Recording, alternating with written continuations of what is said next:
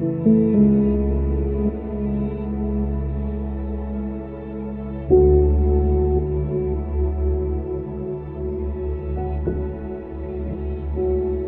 noite, a paz do Senhor, meu irmão, minha irmã.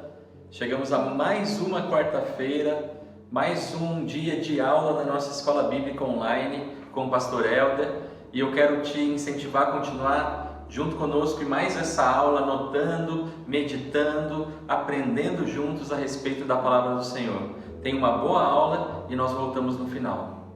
Graça e paz, amados. Nós iremos continuar nesta noite, pela graça e misericórdia de Deus, os nossos estudos do Sermão do Monte. Nós estamos vendo toda quarta-feira o Sermão do Monte, este sermão, discurso de Jesus, que é considerado, pelo menos na minha opinião, o mais belo trecho dos evangelhos, que é o Sermão do Monte, o Sermão da Montanha. Hoje nós iremos ver Mateus capítulo 7, dos versos 7 aos versos 12. Mateus, capítulo 7, de 7 a 12. Diz o seguinte, a palavra de Deus. Pedi e dar-se-vos-ás. Buscai e achareis. Batei e abre-se-vos-á. Pois todo o que pede recebe, e o que busca encontra. E a quem bate, abre-se-lhe-á. Ou qual dentre vós é o homem que, se porventura o filho lhe pedir pão, lhe dará pedra? Ou, se lhe pedir um peixe, lhe dará uma cobra? Ora, se vós, que sois maus, sabeis dar boas dádivas aos vossos filhos, quanto mais vosso Pai, que estás nos céus, dará boas coisas ao que lhe pedirem? Tudo quanto, pois, quereis que os homens vos façam, assim fazei-o vós também, a eles, porque esta é a lei e os profetas. Deus abençoe a leitura da sua palavra. Só para contextualizar, meu amado irmão, minha amada irmã que acompanha esses estudos, o Sermão do Monte é dividido em 7 sessões. Eu sempre tenho repetido isso aqui porque isto é importantíssimo. Qual é a sessão em que essa passagem ocorre? Qual é o propósito desse discurso? O que é que ele está falando? De quem está falando? O que é que ele está ensinando? Então esse contexto é fundamental. Nessas 7 partes do Sermão do Monte, nós já vimos 6 partes. Nós estamos na penúltima parte do Sermão do Monte. Quais são essas 7 partes do Sermão do Monte? A primeira parte ele vai tratar do caráter do cristão. Mateus 5, de 3 a 12, onde tem as bem-aventuranças. Bem-aventurado vós, bem-aventurado o humilde de espírito, porque deles é o reino do céu. Bem-aventurado o limpo do coração. Ou seja, ele está tratando do caráter. Aquilo que o cristão é. O cristão ele tem que ser humilde, tem que ser limpo de coração, tem que ser pacificador.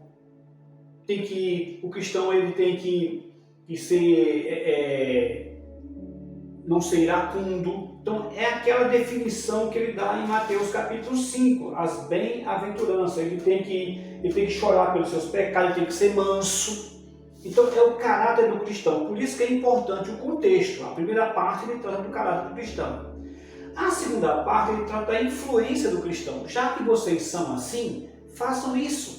Ou seja, a influência é o que nós vamos fazer, influenciar nesse mundo. E no Sermão do Monte, Jesus disse que o cristão ele é o sal da terra e a luz do mundo. E explicou como sal da terra nós devemos agir e como luz do mundo nós devemos agir.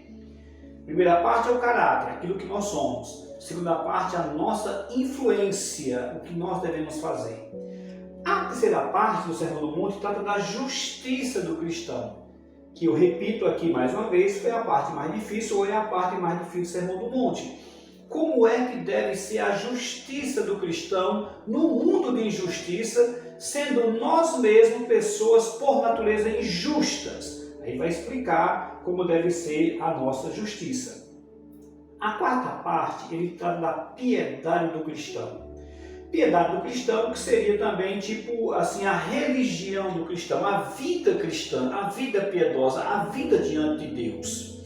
Como deve ser a vida diante de Deus do cristão? Como é que é a piedade do cristão? Aí nós vimos aqueles exemplos que ele usou, da oração, da esmola, do jejum. Assim vai ser.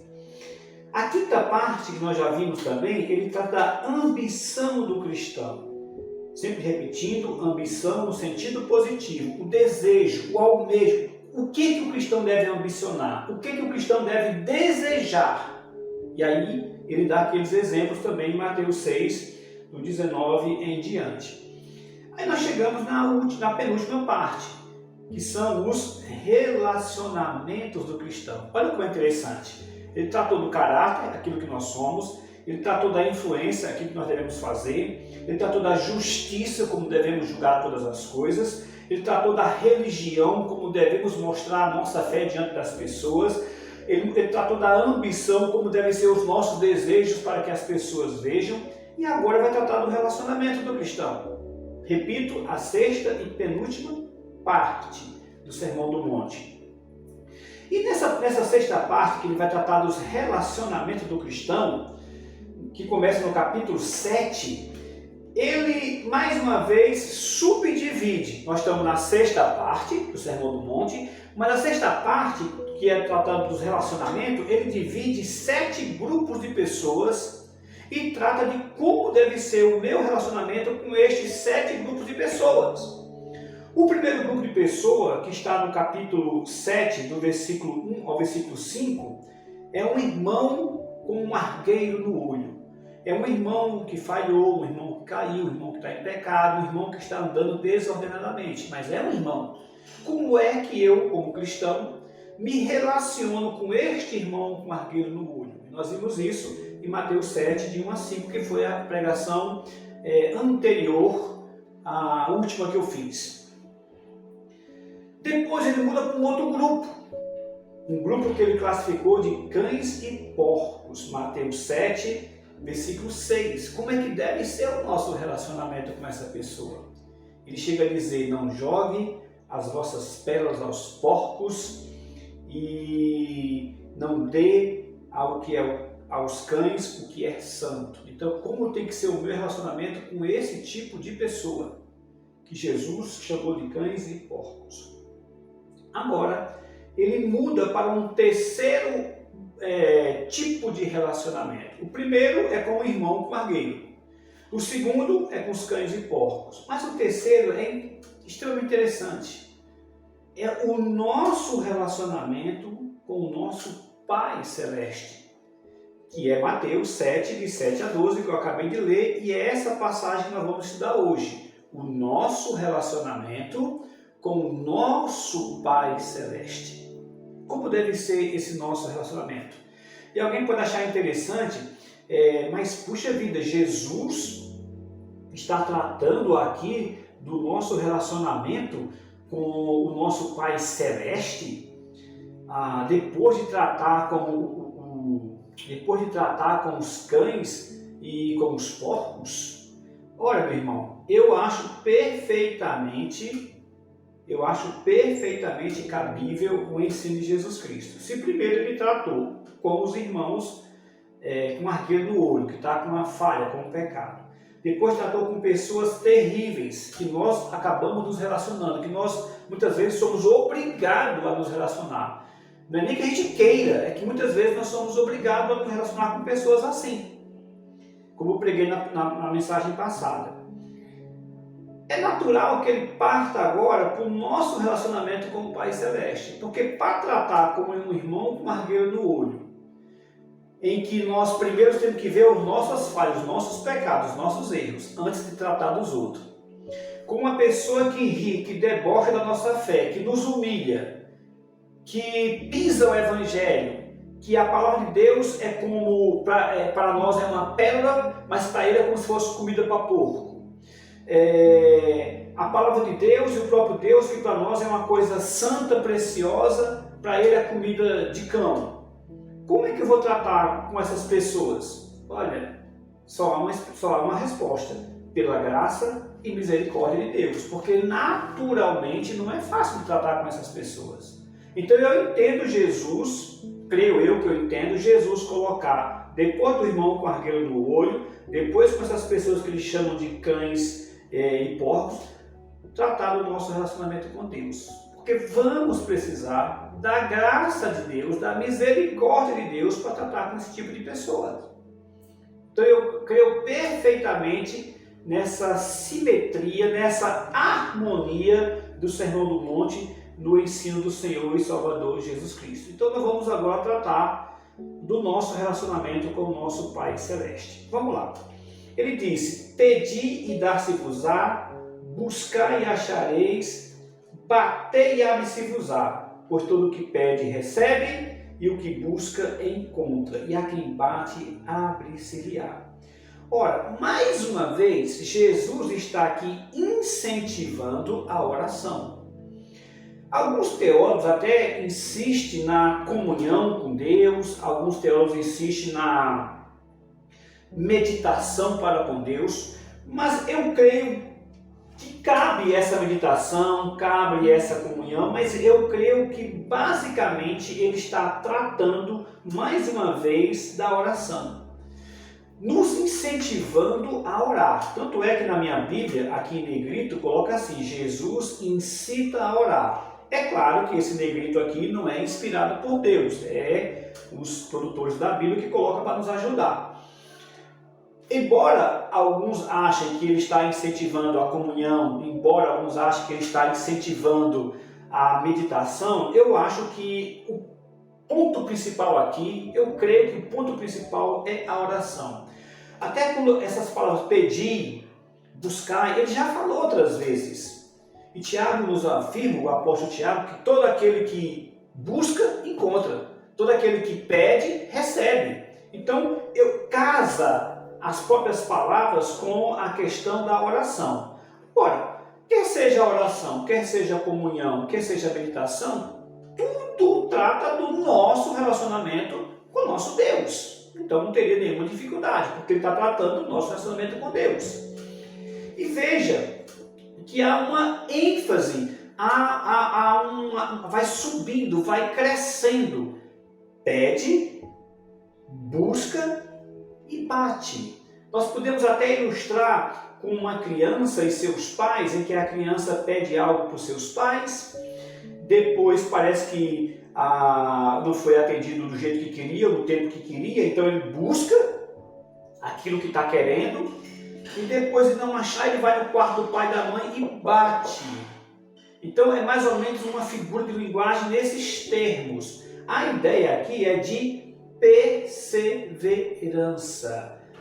A oração que não pode parar, que deve ser perseverante, que você pede, que você busca, que você bate na porta do quarto de Deus, do seu Pai, para pedir.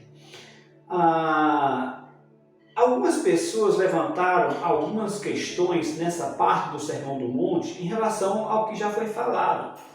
Jesus já disse nos capítulos anteriores que nós não devemos andar ansioso porque o nosso Pai nos sustenta. Ele disse que o nosso Pai sabe até dos nossos cabelos da cabeça. Ele disse que não cai uma folha sem a permissão de Deus. Ele já falou isso aqui nos capítulos anteriores, nas passagens anteriores. Que Deus sabe do que nós precisamos antes que nós possamos pedir. Que Deus sabe do que eu preciso antes mesmo que aquilo que eu estou precisando, aquela necessidade, chegue até mim. Ele já falou isso aqui no capítulo 6, por exemplo. E que nós não devemos sequer andar ansiosos com isso. Aí, de repente, vem essa passagem. Pedi, buscai, bateis, acharei, pois todo o que pede recebe, e o que busca encontra, e a quem bate abre-se-vos-á. E alguns acham que há uma incoerência. E não são poucos os teólogos que falam isso, ainda mais nesses tempos modernos, com a internet, o que não falta é mensagem falando de incoerência na palavra de Deus e incoerência em Jesus Cristo. E eu afirmo para os meus amados irmãos que não há incoerência nenhuma. Um desses argumentos desses tais teólogos modernos, esses teólogos que nós chamamos liberais, eles dizem que, pelo que Jesus está ensinando aqui, a oração ela é descabida. É descabido o que Cristo falou com essa parte aqui, porque Deus precisa ser informado do que nós estamos precisando. Pedir, buscar, bater, parece ser contrário a um Deus que já sabe o que eu preciso antes mesmo que eu preciso. Então a oração aqui seria descabida, o fato da oração em si ser descabido. Por quê? Porque Deus precisa ser informado. Ele precisa até, em certo sentido, ser intimado a conceder aquilo que eu estou precisando. Outros chegam a dizer que as suas dádivas, Deus vai nos responder dependendo do nosso pedido. Ou seja, as dádivas de Deus, o que Deus vai me dar, dependem da minha ação, da minha oração, do meu pedido. E chegam até a dizer o seguinte: será que os pais humanos esperam seus filhos pedirem só para depois suprir suas necessidades? Eles chegam até a questionar assim, eu até marquei essa frase de um deles aqui. Ou seja, eu sei o que minha filha precisa, o que meu filho precisa.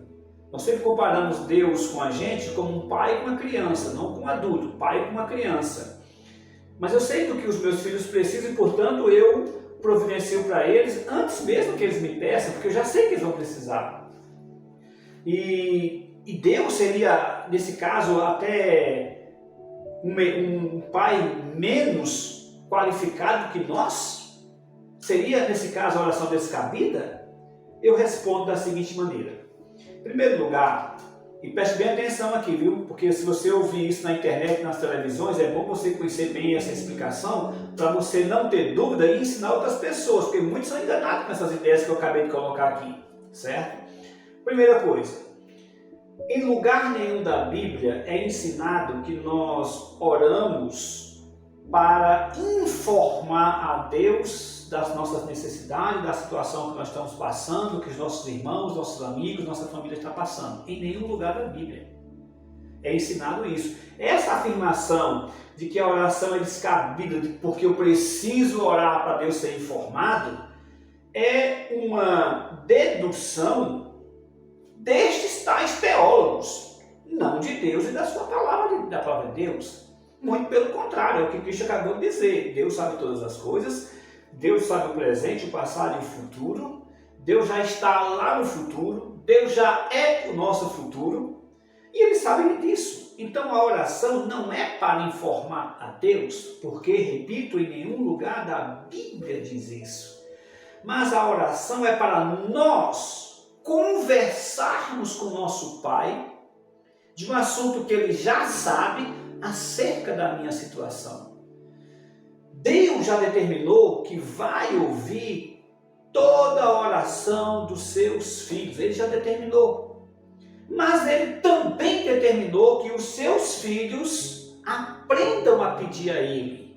Então a oração não é para informar Deus. A oração é para eu comunicar as minhas necessidades para Deus, para ter uma conversa, como eu tenho uma conversa com meu filho, com minha filha, sobre as nossas necessidades. É uma interação, por isso que cabe a palavra comunhão aqui, por isso que cabe a palavra meditação, é uma conversa de pai para filho.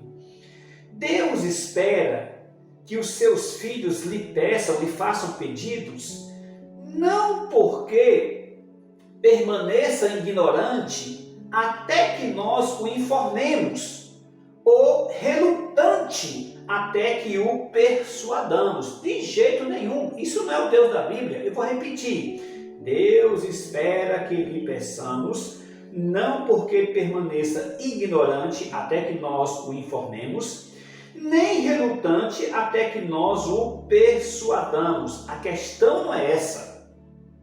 A questão não é se Deus está pronto a dar aquilo que nós pedimos. A questão é, nós estamos prontos para receber?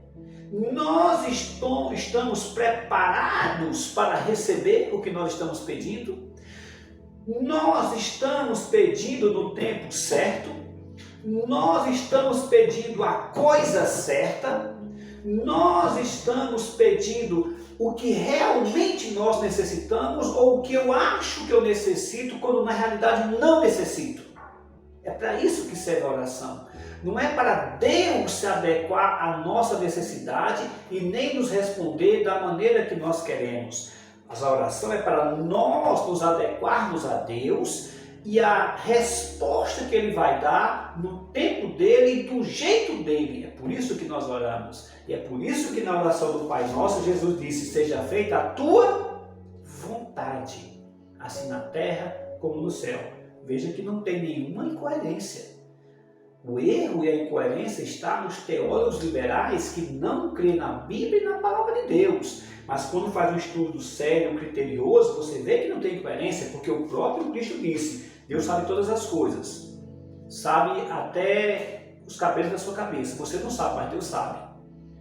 Nenhuma folha cai sem a permissão dele. Ele sabe todas as coisas. Mas esse mesmo Deus que sabe todas as coisas, quando nos ensinou a orar na oração do Pai Nosso, disse: seja feita a tua vontade, assim na terra como no céu. O próprio Jesus Cristo, quando orou para Deus tirar dele aquele cálice, lá no Getsemane, disse: Pai, retire de mim este cálice, mas não seja a minha vontade, sim a tua vontade. De outras palavras, seja feita a tua vontade. É para isso que nós oramos.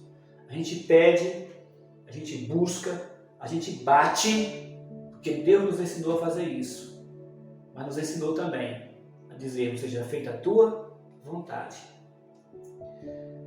Na oração, nós não persuadimos a Deus, antes persuadimos a nós mesmos a nos submeter a Deus. A palavra que ele fala aqui, insistir, pois todo o que pede recebe, o que busca encontra, e a quem bate abre-se-lhe-á. Ele conta uma metáfora, né? Qual é o pai, qual é o homem que porventura o filho lhe pedir pão vai lhe dar uma pedra, ou lhe pedir um peixe lhe dará uma cobra. E ele faz a comparação: ora, se vós que sois maus sabeis dar boas dádivas aos vossos filhos, quanto mais vosso Pai que está no céu dará boas coisas aos que lhe pedirem. Tudo quanto, pois, quereis que os homens vos façam, assim fazeis vós também a eles, porque esta é a lei e os profetas. Essa ideia de insistir, e a própria palavra insistir com Deus, na realidade é uma acomodação humana. Insistir, perseverar, porque insistir em português dá uma ideia de perturbação. Mas a oração jamais perturba Deus. A insistência do cristão na oração, a insistência em pedir, a insistência em bater, a insistência em buscar, nunca perturba Deus, perturba Satanás. E é interessante que esses teólogos que defendem essas ideias acabam defendendo a causa do inimigo e não a causa de Deus. Porque se o próprio Deus está dizendo para nós, o próprio Jesus no Sermão do Monte está nos ensinando: peçam, busquem, batam, insistentemente, perseverem. Ora, essa insistência é apenas um modo de expressão de uma acomodação humana, mas não uma insistência que perturba Deus.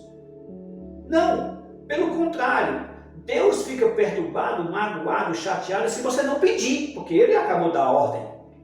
Quem fica perturbado com oração é o inimigo das nossas almas, não Jesus. Então, insista nas orações.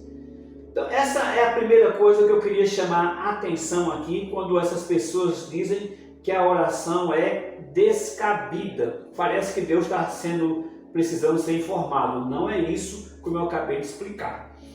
Mas esses mesmos teólogos chegam a dizer que por essa passagem a oração se torna, em certo sentido, desnecessária. Eles levantam até um problema. Qual é o problema que eles levantam? Eles dizem o seguinte: olha, a oração é desnecessária, é um problema que surge mais da experiência do que da teologia. Por quê? Porque tem pessoas que vivem bem sem oração.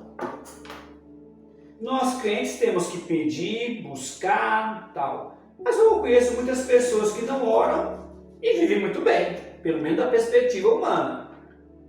Muitas pessoas recebem sem oração coisas que eu e você muitas vezes recebemos com oração. Ou seja, há pessoas que recebem sem oração aquilo que eu e você recebemos com oração. E chego até a afirmar que as pessoas conseguem as coisas com trabalho e não com oração. Olha, eu consegui isso, foi meu trabalho que consegui. Eu comprei essa mesa aqui, não foi orando, foi o meu trabalho que me deu essa mesa, essa caneta, esse computador, esse copo. Se eu não trabalhasse, eu não tinha essas coisas. Vamos lá de novo. A oração, é claro que não é desnecessária. De novo, são argumentos que ajudam a causa dos inimigos das nossas almas. Onde que algum cristão ou algum judeu vai encontrar nesta Bíblia a ideia de que a oração é desnecessária? Em lugar nenhum. É como eu falei, é um problema que surge da experiência errada destas pessoas e vergonhosamente destes teólogos. Eu conheço teólogo que não ora, conheço muitos, tanto na história da igreja e vivos até hoje. Nunca tiveram uma vida de oração, não tem uma vida de oração. E são teólogos. Não são teólogos no sentido de realmente conhecer Deus e a palavra de Deus, mas são doutores de faculdades. Muitos. A oração é claro que não é desnecessária. A oração é essencial. Nós já pregamos várias vezes aqui mesmo no Sermão do Monte. Ele nos ensinou a orar. Orem assim. Aqui ele está dizendo, peçam, busquem. Se o texto está falando especificamente de oração, que é a minha opinião, ele está falando de oração nessa passagem, uma frase dessa, pedir, buscar, bater, como é que alguém sai com a ideia de que a oração é desnecessária? É difícil detectar uma coisa dessa, mas sai. E ainda se dizem cristãos. E os argumentos são esses. Porque tem pessoas que recebem a mesma coisa sem orar. Tem pessoas que vivem bem sem oração. As pessoas conseguem as coisas com o seu esforço, com o trabalho, não com oração. Como é que nós respondemos a essa pergunta? O que é que a Bíblia diz? Não é nós. O que é o ensino bíblico? Vamos lá. Primeiro, a oração, ela não é uma perda de tempo, como essas pessoas pensam, né? E chegam até a dizer que, por esses exemplos que eles deram aqui, que as pessoas vivem bem sem oração, conseguem as coisas trabalhando, e chegam a dizer que prova que a oração não faz a menor diferença. Chega até a ser perda de tempo. Muito bem, como é que nós respondemos às pessoas? Em primeiro lugar, há uma diferença, preste atenção, há uma diferença entre Deus Criador e Deus Pai.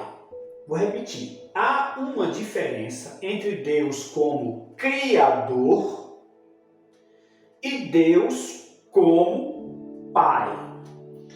Deus como Criador, Ele abençoou todos os homens, mesmo aqueles que o odeiam, com bênçãos espirituais, materiais, que nós chamamos de universais. Estas bênçãos caem sobre aqueles que temem a Deus e sobre aqueles que não temem a Deus. Estas bênçãos caem sobre aqueles que amam a Deus e sobre até aqueles que odeiam a Deus. Por exemplo, há na lei de Deus o semear e cefar. Tudo que o homem semeia, ele colhe. Assim, um ateu que semeia seu campo, que é um agricultor que planta seu campo, ele vai receber a bênção da colheita. Mesmo sem amar a Deus. Mesmo odiando a Deus. Por quê? Porque Deus Criador abençoou todos os homens em todos os tempos, em todos os lugares, com bênçãos universais, que nós chamamos de bênçãos gerais. Uma pessoa que se alimenta bem, ele vai ter um corpo mais sadio do que uma pessoa que se alimenta mal. Mesmo que essa pessoa que tem um corpo mais sadio porque se alimenta bem, odeia a Deus. E você que se alimenta mal, não cuida da sua saúde, mesmo temendo a Deus, vai ter problema de saúde e o outro não vai. Por quê? Porque são bênçãos universais, são bênçãos gerais que Deus despejou sobre a humanidade. Então há uma diferença entre Deus como Criador e Deus como Pai. Deus, como Criador, deixou essas bênçãos. Mas Deus, como Pai, deixou bênçãos específicas para o seu povo. É a mesma coisa nossa. O modo como eu me trato com todas as pessoas, eu tenho um critério que eu trato com todas as pessoas, meus filhos, e trato com as pessoas de fora. São critérios do meu caráter. Mas tem coisas que eu trato especificamente com os meus filhos, que eu faço especificamente com os meus filhos. Não faço por de fora, mas para eles eu faço. Eu não morreria por ninguém, por exemplo.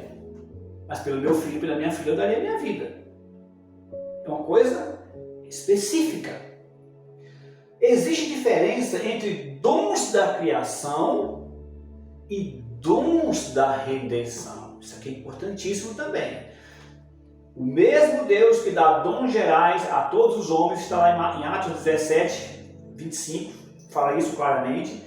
Mas Deus dá dons específicos para os seus filhos, para o seu povo. Deixa eu ler para você. Atos 17, versículo... Atos 17, 25. Deixa eu ver aqui.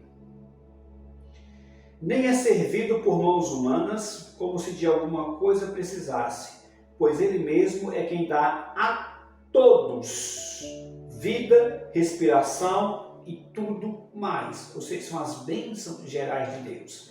Mas esse Deus dá bênção específica somente para o seu povo. É o que ele vai dizer aqui. Para que vos torneis filhos do vosso Pai Celeste, porque Ele faz nascer o seu sol sobre maus e bons, Ele chuva sobre justos e injustos. Ele dá bênçãos gerais para todas as pessoas, mas Ele abençoa de maneira especial. Ele dá o dom da redenção, o dom da salvação, a bênção do perdão dos pecados para os seus filhos. Então, quando voltando para Mateus capítulo 7, quando eles dizem que a oração é desnecessária e usam estes argumentos que eu acabei de falar, mas não precisa orar, porque tem pessoas que conseguem as coisas sem oração. Calma aí. Nós estamos falando de bênçãos espirituais da redenção ou de bênçãos materiais e até espirituais gerais. Deus abençoa a todos, como eu acabei de falar. Mas Deus não concede salvação a todos, somente aos seus filhos. Por quê? Porque isso é um dom da redenção, porque isso é uma bênção de Deus como Pai, não de Deus como Criador. Assim, a oração é necessária, porque nós precisamos dos dons da redenção. Nós precisamos da bênção da redenção. Nós precisamos das dádivas de Deus como Pai, não só de Deus como Criador. Nós que somos seus filhos. Assim, a oração ela jamais vai ser desnecessária, porque todo dia eu preciso de perdão de pecado. Todo dia eu preciso de comunhão com Deus. Todo dia eu preciso de fortalecimento do Espírito. Todo dia eu preciso do fruto do Espírito. Todo dia eu preciso de alegria do Senhor. Todo dia eu preciso de fé. Todo dia eu preciso de confiança. Todo dia eu preciso de fortalecimento, revitalização no Espírito Santo de Deus. E isso só Deus nos dá a seus filhos como Pai que Ele é. Ele não dá ao mundo, Ele mesmo vai dizer, o mundo não me conhece. Eu não dou o Espírito Santo às pessoas que são do mundo, eu dou a vocês, que são os meus filhos. Isso está bem claro, por exemplo, em Romanos capítulo 10, versículo 12 e 13, que eu vou ler para você. Romanos 10, 12 e 13, diz assim, olha. Romanos 10. Pois não há distinção entre judeu e grego, uma vez que o mesmo é Senhor de todos, rico para com todos os que o invocam. Porque todo aquele que invocar o nome do Senhor será salvo. Deus é gracioso para com todos, mas só salva aqueles que creem no seu nome, que invocam o seu nome. Isso aqui é bênção da redenção. Mas ele é gracioso com todos? É gracioso com todos. Mas ele salva? pela graça da redenção, aqueles que são seus filhos. Perdão diário, livramento do mal, paz, fé, amor, os frutos do Espírito, mortificação da carne e outras coisas que eu já citei, só Deus pode conceder aos seus filhos, porque são dons da redenção. E nós já vimos isso, essas passagens aqui que afirmam isso. Agora, uma terceira e última colocação é que essas pessoas chegam a dizer que a oração, em certo sentido, é improdutiva. É um desdobramento do que eu acabei de falar. Porque Deus dá aos que não pedem e Deus lhe dá aos que pedem. Dizem eles, né?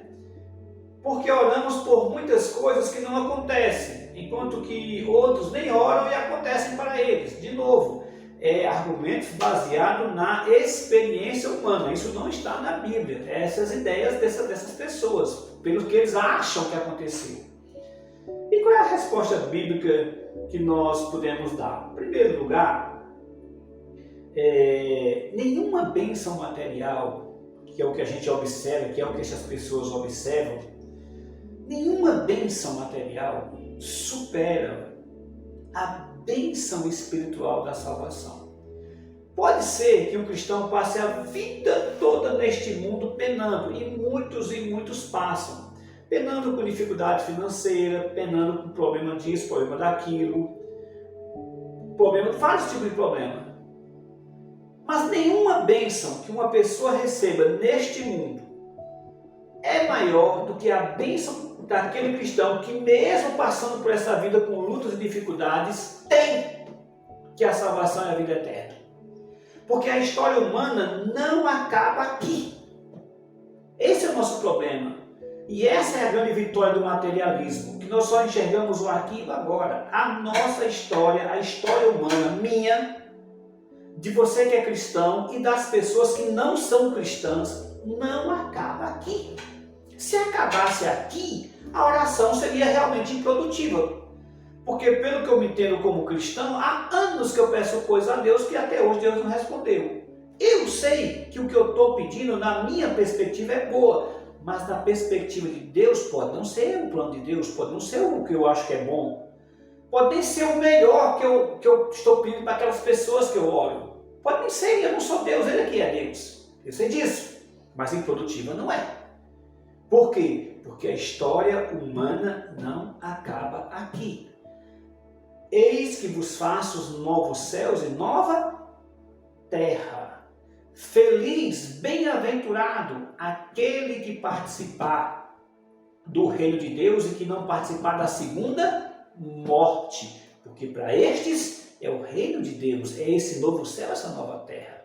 Então, esses argumentos aqui são argumentos baseados na experiência do que eles estão achando, do que eles acham que realmente é bom. E não no que de fato é bom. Bom é a salvação. Bom é a vida eterna.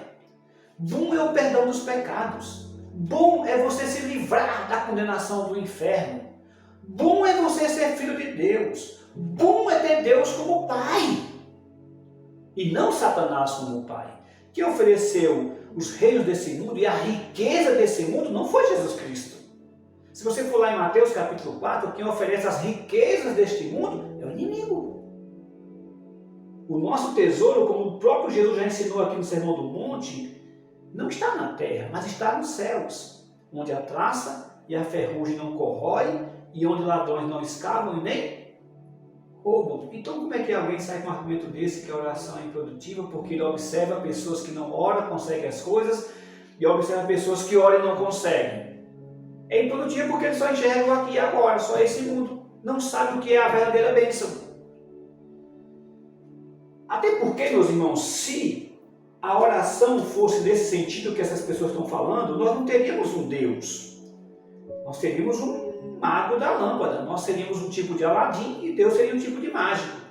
O Aladim esfrega a lâmpada, o mago sai e ele pede uma coisa e o mago faz. E no final das contas, o Deus do mago é o Aladim e não o mago que é Deus do Aladim. Aladim é que é o Deus do mago.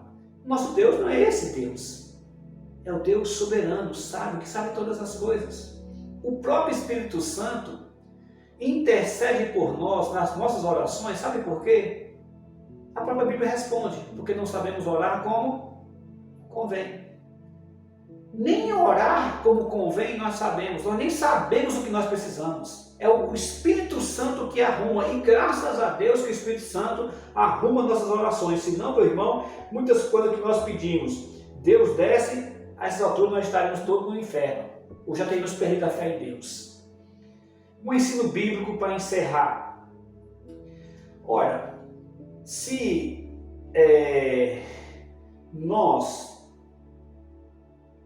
parássemos de orar por achar que a oração é improdutiva, por achar que a oração ela é desnecessária, se nós pararmos de orar por acharmos que a oração é descabida, baseado no ensino que essas pessoas têm desse texto de Mateus, o texto diz o contrário do que estão falando, o texto diz peçam, busquem, orem, e eles invertem o sentido da oração. Se nós fôssemos nessas ideias, viver seria um fardo insuportável.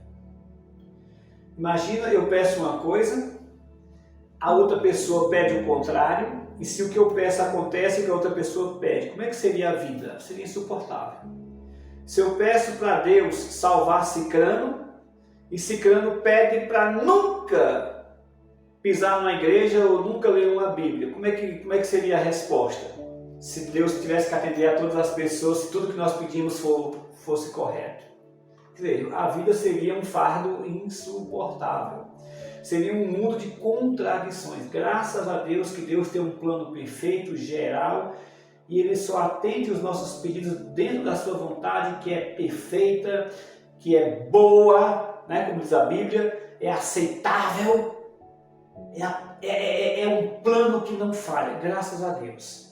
Seria, como eu falei, um caos generalizado. A pessoa, se todo mundo se Deus fosse tipo mago, que todo mundo pedisse as coisas e desse.